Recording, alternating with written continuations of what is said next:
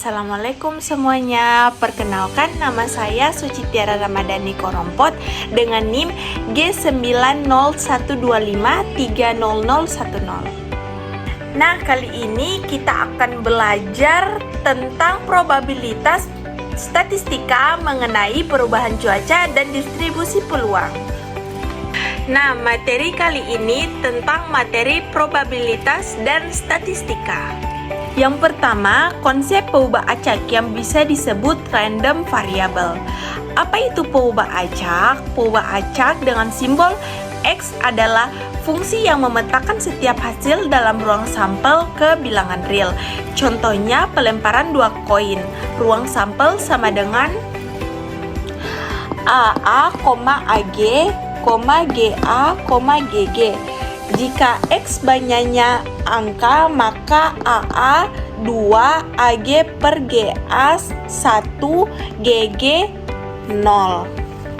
Yang kedua, ada jenis peubah acak. Ada berapa sih jenis peubah acak?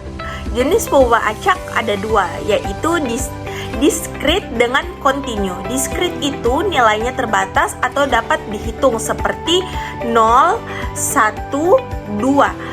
Contohnya jumlah angka muncul dari pelemparan koin. Yang kedua ada kontinu, nilainya tidak terbatas yang bisa disebut tak hingga banyaknya. Misalnya waktu tinggi dan suhu. Contohnya waktu bermain futsal 0 sampai 90 menit. Yang ketiga ada distribusi peluang diskrit, yaitu dinyatakan sebagai tabel grafik atau yang disebut histogram atau fungsi peluang yang bisa disebut PDF. Syaratnya adalah sigma P dalam kurung X sama dengan XI sama dengan 1. Selanjutnya contoh 3 koin, yaitu X 0, 1, 2, 3, berarti PX nya 0 di 1/8, satunya 3/8, 2 nya 3/8, 3 nya 1/8. Selanjutnya yang keempat. Yang keempat adalah fungsi kumulatif, yaitu singkatan dari CDF. CDF apa? Peluang kumulatif sampai titik tertentu, yaitu dengan fungsi Fx sama dengan P dalam kurung X kurang dari sama dengan X. Kalau untuk tandanya begini berarti kurang dari. Kalau yang begini berarti lebih dari. Kalau ada yang garis di bawahnya berarti dimasukkan sama dengan. Ini teman-teman. Setelah itu contohnya F dalam kurung 0 sama dengan 1/8. F sama dengan 1 sama dengan 1/8 ditambah 3/8 sama dengan hasilnya 1/2. Setelah itu F2 sama dengan 7/8. F3 sama dengan 1. Oke, jadi yang kelima adalah distribusi peluang kontinu. Penggunaan integral bukan jumlah sigma. Jadi sigma itu adalah E terbalik yang bisa disebut sigma. Kalau integral itu gini guys, bentuknya. Integral. Jadi integral tak hingga dengan min tak terhingga. Berarti Fx dx sama dengan 1. Jadi selanjutnya peluang antara dua nilai. Jadi P dalam kurung A kurang dari X kurang dari B sama dengan integral B dengan A Fx dengan dx. Contohnya distribusi normal, yaitu kurva lonceng atau luas di bawah kurva sama dengan 1. Selanjutnya ada distribusi empiris, diperoleh dari data hasil pengamatan, yaitu bukan teori. Langkah pertama, yang pertama buat tabel distribusi frekuensi. Yang kedua, Hitung frekuensi relatif.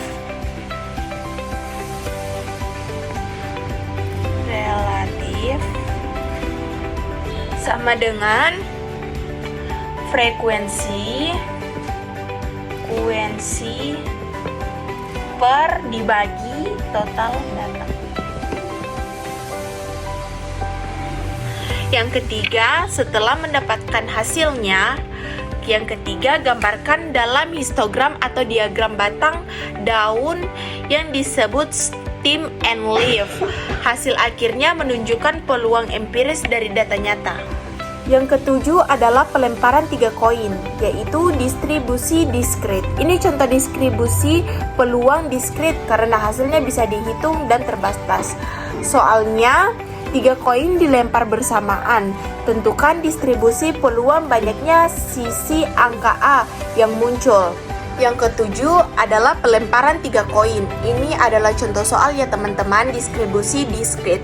Ini contoh di distribusi peluang diskrit karena hasilnya bisa dihitung dan terbatas. Soalnya 3 koin dilempar bersamaan. Tentukan distribusi peluang banyaknya sisi angka A yang muncul. Berarti ruang sampelnya yaitu yang bisa disebut S titik sama dengan AAA, AAG, AGA, GAA, AGG, GAG, GGA, GGG. Berarti ini kan 1, 2, ini 1, 2, 3, 4, 5, 6, 7, dan 8. Berarti total ada 8 kemungkinan. Setelah itu perubahan acak. Perubahan acak itu bisa disebut yang tadi saya jelaskan adalah X. Berarti banyaknya angka yang muncul. Angka yang muncul. Nilai X-nya itu bisa dihitung dari 0, 1, 2, atau 3. Untuk grafiknya teman-teman nanti saya terangkan di video atas ini. Jadi untuk contoh soal yang ketiga adalah pengambilan notebook cacat, yaitu distribusi hipergeometrik. Ini adalah contoh distribusi peluang khusus yang disebut diskret. Digunakan saat pengambilan tanpa pengembalian dari suatu populasi. Berarti soalnya itu ada 6 notebook sama dengan 2 cacat dan 4 bagus. Di antara 4 secara acak, tentukan peluang notebook cacat yang terambil 0, 1, atau 2. Jadi untuk rumusnya itu, untuk rumus distribusi hipergeometri adalah P dalam kurung X sama dengan X besar sama dengan X kecil, sama dengan K X per, jadi saya sambung di sini ya teman-teman. Berarti N kurang K, N kecil kurang K kecil. Berarti per N besar per N kecil. Oke, jadi dengan N besar ini kita bisa sebut dengan total benda. Terus untuk N besar ini total benda. Kalau untuk K besar ini benda cacat. Kalau N kecil ini benda diambil. Kalau ini X ya teman-teman, sorry. Kalau untuk X ini berarti jumlah cacat yang terambil. Jadi karena di sini tadi dia bilang N-nya ada N itu total benda, berarti di sini 6. Berarti 6 dikurang dengan 2. 2 itu adalah 2 cacat, berarti N kecilnya itu 4. Berarti 4 dikurang dengan jumlah cacat yang terambil. Untuk perhitungannya berarti X012 rumusnya 2COX4 C4 per 6 C4 sama dengan hasilnya PX nya 1/5. Untuk 1X nya berarti 2C1 kali 4C3 dalam kurung per 6C4. Berarti hasilnya 8/15. Untuk X2 nya rumusnya dalam kurung 2C2X 4C2 tutup kurung per 6C4. Hasilnya 6/15. Jadi setelah itu dibagikan semuanya, berarti totalnya hasilnya 1. Teman-teman, untuk kesimpulannya jenis soalnya kan yang pertama 3 koin, yaitu jenis distribusi adalah diskrit, ciri khasnya adalah nilai terbatas 0 sampai 3, alat hitung penjumlahan sigma. Untuk jenis soal waktu futsal kan ini teman-teman sebenarnya ada 3 soal, 3 koin, waktu futsal dan notebook cacat. Berarti waktu futsal itu jenis distribusinya itu adalah kontinu. Ciri khasnya itu nilai tak terbatas yang bisa disebut bisa pecahan. Alat hitungnya itu integral. Seperti yang saya jelaskan tadi ya teman-teman. Jenis soal yang ketiga yang terakhir adalah notebook cacat. Jenis distribusinya adalah diskrit khusus, yaitu bisa disebut hipergeometrik. Ciri khasnya itu tanpa pengembalian, alat hitungnya itu kombinasi, yaitu C. Jadi untuk kesimpulannya itu teman-teman, terima kasih. Untuk contoh singkatnya yaitu ada yang pertama ada pelemparan 3 koin, yaitu X sama dengan jumlah sisi angka. Berarti X itu adalah 0, 1, 2, dan 3. Berarti PX-nya itu 0,125, satunya 0,375, duanya 0,375, berarti tiganya 0,125. Untuk yang kedua adalah distribusi hipergeometrik, yaitu dari 6 notebook dalam kurung 2 cacat diambil 4, berarti peluang cacatnya itu ada X berarti 0, 1, dan 2. Berarti PX nya itu kita ganti jadi 0,0667, 0,5333 dengan 0,4000.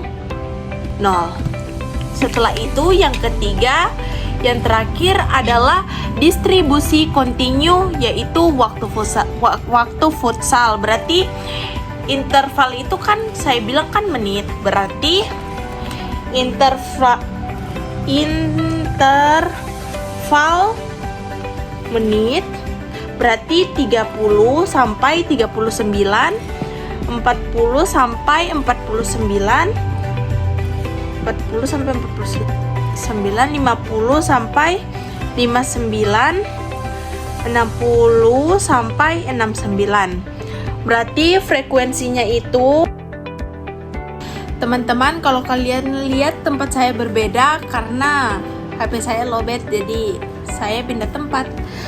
Oke, lanjut. Jadi yang ketiga tadi tentang distribusi kontinu, yaitu waktu futsal, yaitu intervalnya adalah menit, yaitu 30 sampai 39, 40 sampai 49, 50 sampai 59, dan 60 sampai 69. Jadi frekuensinya itu adalah 5, 15, 12, dan 8.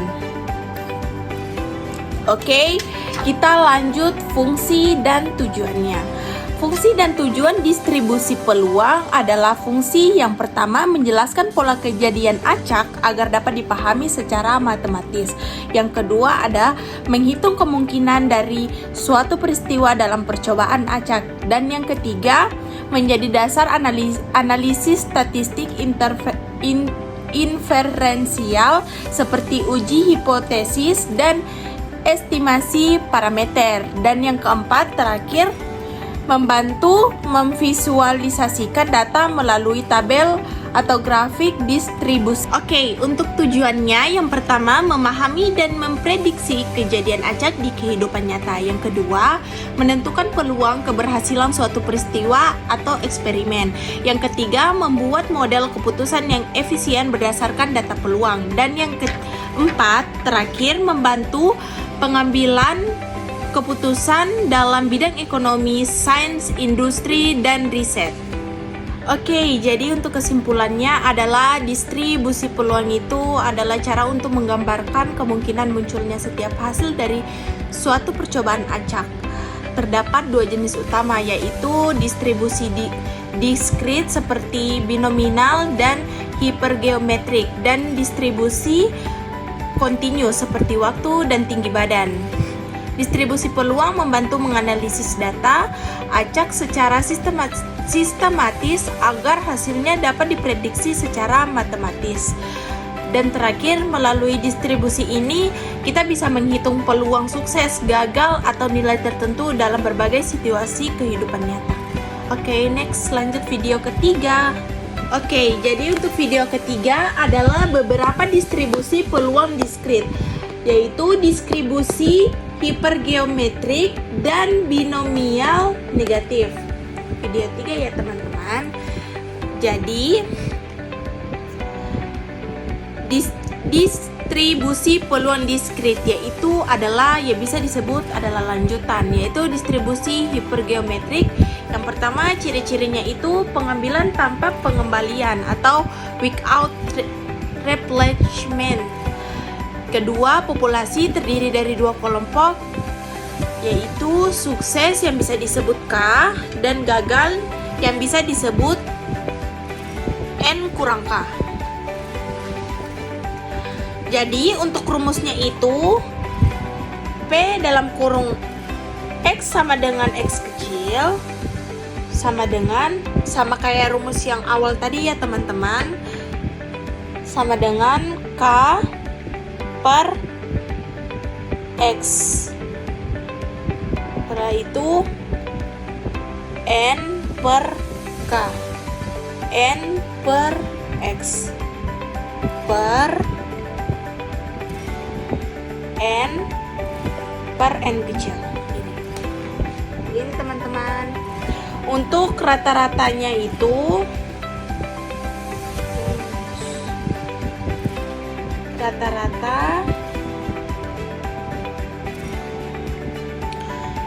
untuk rata-rataan dan varian adalah, kalau di ini dalam sebutannya adalah mu. Dalam statistika berarti rata-rata atau mean populasi.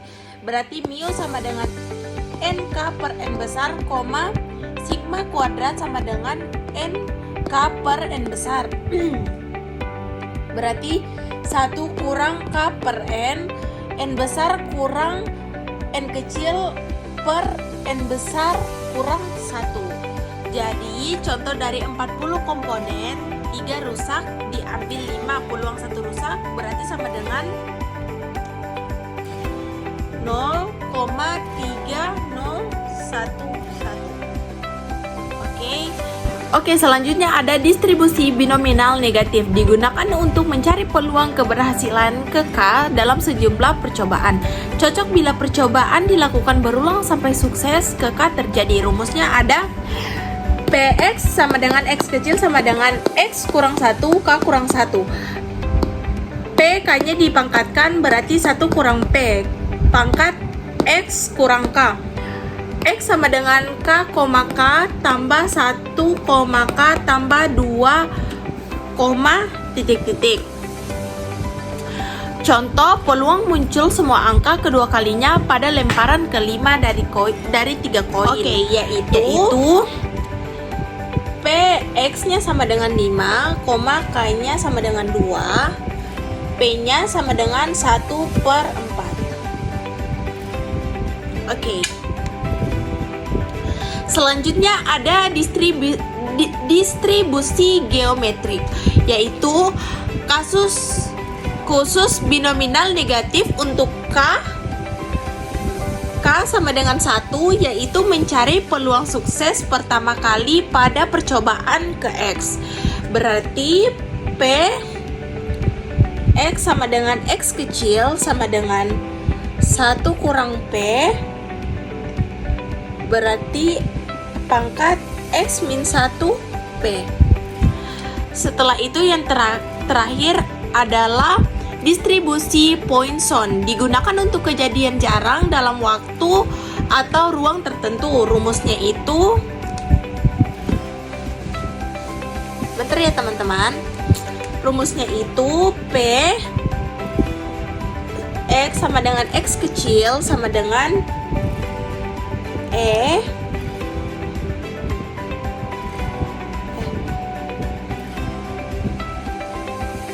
X per X, berarti dengan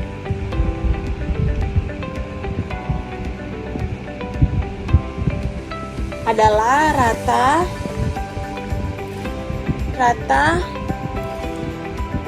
kejadian. Rata-rata kejadian. Jadi kesimpulannya secara singkat adalah distribusi hipergeometrik, binomial negatif, geometrik, dan Poisson termasuk distribusi diskrit. Semuanya menggambarkan peluang jumlah keberhasilan dalam percobaan acak dengan kondisi berbeda. Oke, jadi sekian dari saya. Mohon maaf Bapak kalau misalnya ada salah kata atau kurang dipahami, soalnya di sini saya masih belajar juga. Dan assalamualaikum warahmatullahi wabarakatuh. Terima kasih.